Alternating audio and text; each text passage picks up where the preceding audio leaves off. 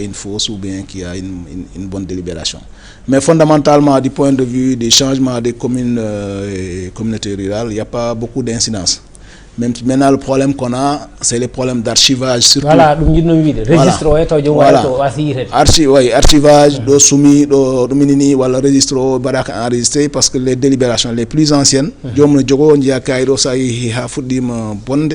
mais après, si tu veux l'authentifier, ça est sous préfecture, parce que voilà, Moui, voilà, l'épi boni, voilà, soumis.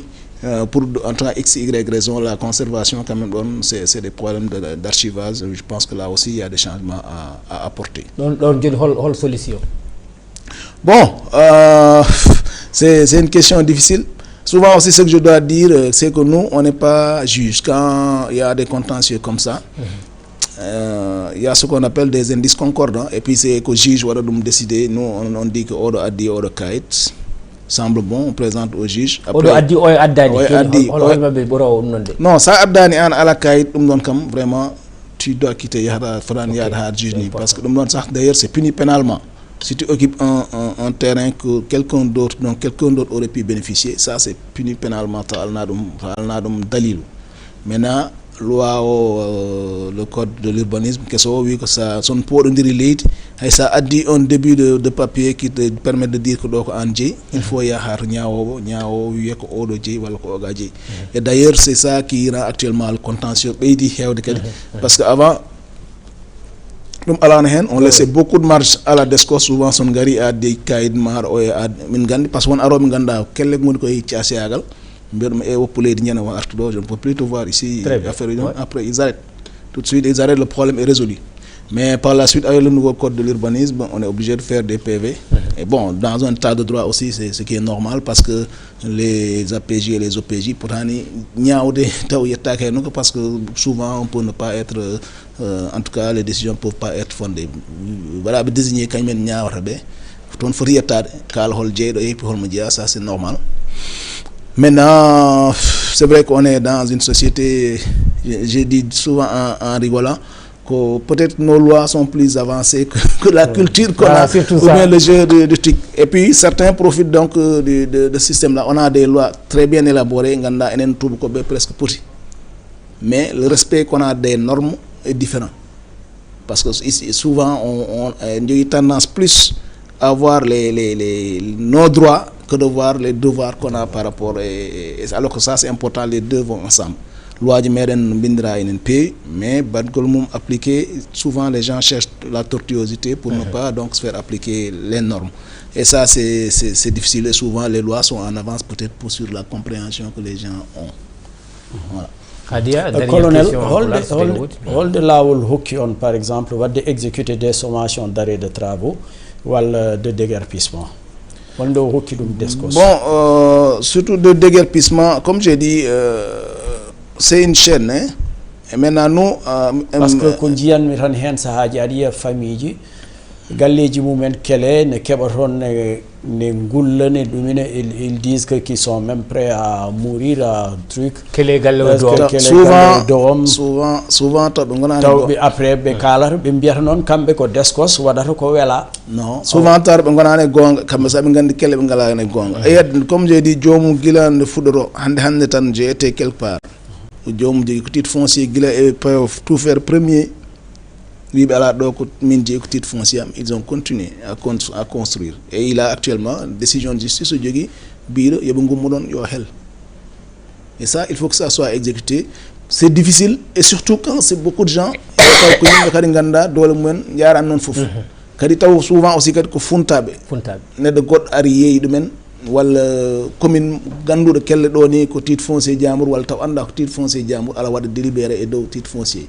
Mais jomum so tini arad wi ma no do min jeyba minen bigi kayitaji amen et puis continuellement de jamma nyalama has descos wadi are maintenant quand comme j'ai dit titre foncier c'est sacré so jomum yehi ha tribunal ha juge wadi ordonné yo hele mais ils reviennent à la descos parce que nous on est en amont et en aval, je sais pas no werno e pular en tout cas e fuddore e wortode fo ngade fuddore nde ko jomum ara wi mon baddo occupé gallam kalne dum nyaawo yo nyaawmin jawon ton wi bon donc titre foncier makko c'est sacré donc voilà yo ummodon et puis ça yo hele et puis même à ses frais normalement. Oui, normalement en bas occupé en for yob do ko hel dako. Mais souvent comme les gens ne veulent pas et jom gallo yi tan kany kanyum helar. Voilà, mais don après juge o yo hele maintenant après la personne umima tribunal artatamento wi jonde juge o yo hele min ñawde joni y a pas d'appel wala min jeeha cassation gasi en cas de ñawre gasi min dal mi yobe kel yo hele hajam ala hen ne yurmini mais yo hele. Mais donc on est obligé de wadde dum accompagner parce qu'il faut que force reste à la loi. Leydi nganda ñaawoje mbattake appliqué non din leydi kadi wawata yarude normal. Maintenant effectivement les gens se flagellent après wala ngona wulede ko toñabe et souvent taw kañumen ganda effectivement parce que au début que délibération de cas leydi jambre monen ganda kadi kelle kañumen tera ko de. Mais après voilà, mais on est obligé d'appliquer la loi et min comme vraiment je suis fermement partisan que dans un état de droit woni non kam woni descos woni bangi goddo leydi marsinta dum tan ko lawol.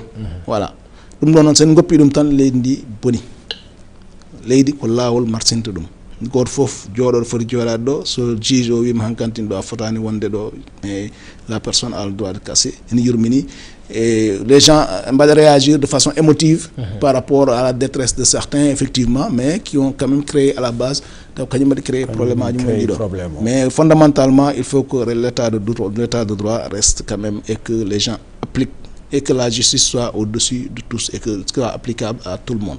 Gummiɗo lawol fo arti hollite lawol enen jeeleɗel tubkoɓe ene peewi ene yooɗi ene ɗumina waɗa respecte ce n'est que la loi mbiya won certains pays arat sa weddima poubelle e lawol ceppini amende tout de suite.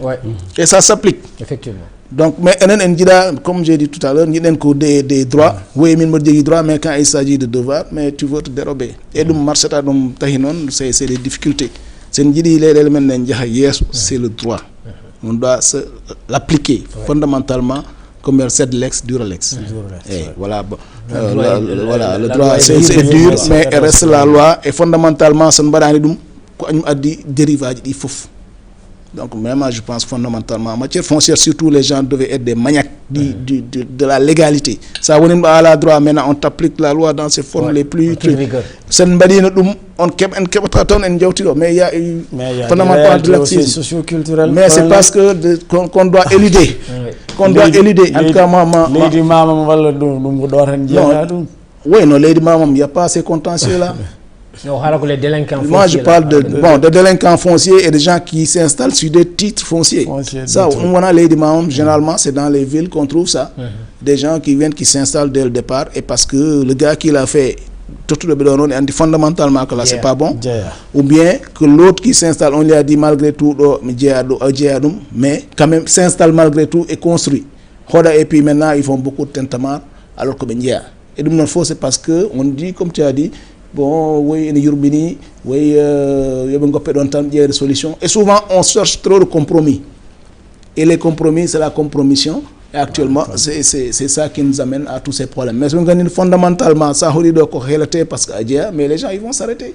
Ça, les Européens ils n'ont même plus ces problèmes-là. Parce que donc, mais il faut qu'on arrive là-bas. Si on veut en tout cas se développer, c'est ça. Les petits compromis là, il faut qu'on les arrête. Adia, on a fait 50 minutes en poulard. Juste une question. Allez-y. Pose donc. Ada jogi idée no foti plainte uji dañata par semaine. Ça vraiment les statistiques sont comme ça. Je disais pour l'année écoulée rien que pour la brigade de Rufisque j'ai eu 3000 plaintes.